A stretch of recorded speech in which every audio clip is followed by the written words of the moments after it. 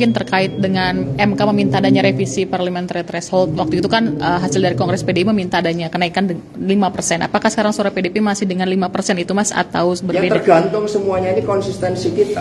Kita mau milih apa? Kalau dalam sistem pemilu ada distrik, itu suara yang hilang jauh lebih banyak. Tapi ngitungnya kan bukan suara hilang, ngitungnya kan kesepakatan. Ini kan cara. Sistem distrik itu cara mengkonversi suara menjadi kursi, di mana setiap distrik hanya ada satu kursi. Tetapi ini the winner takes all. Jadi meskipun beda satu suara, yang memenangkan di distrik itu yang menang satu suara tadi. Nah, sehingga itu bukan berarti sisa yang lain hilang. Itu adalah suatu konsekuensi dari sistem yang kita pilih. Nah, kita memilih mana? Kita bukan parlementer. Kita sistem presidensial, demokrasi kita tidak liberal. Dalam demokrasi presidensial, sistem pemerintahan presidensial, diperlukan padanan multi partai sederhana. Bayangkan kalau di DPR ada 20 partai politik.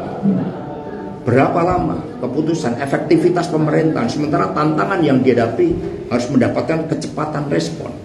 Maka karena kita sistem presidensial, padanannya adalah bukan multi partai kompleks, tetapi multi partai sederhana. Disitulah sebelumnya kita sudah sepakat untuk menempatkan instrumen parliamentary threshold yang terus bertingkat.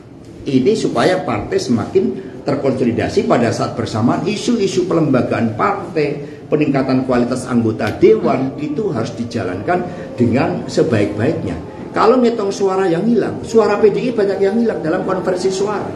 Suara PKB banyak yang hilang dalam konversi suara menjadi kursi. Tetapi ini kan kesepakatan dalam aturan main dan tidak ada sistem yang sempurna. Masing-masing mengandung plus minus. Yang penting adalah konsistensi kita di dalam mengkaitkan antara sistem pemerintahan, sistem politik kita, sistem demokrasi, dan sistem pemilu serta sistem kepartean.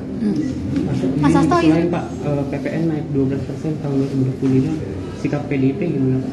Ya kalau kita lihat di dalam pidato Pak Gibran kan mau menaikkan pajak. Ya, dan itu mereka mau lakukan. Pemerintahan yang baru belum terbentuk, tiba-tiba makan siang gratis sudah dibahas di kabinet. Ini kan sesuatu yang melecehkan demokrasi. Karena perhitungan rekapitulasi masih berjalan.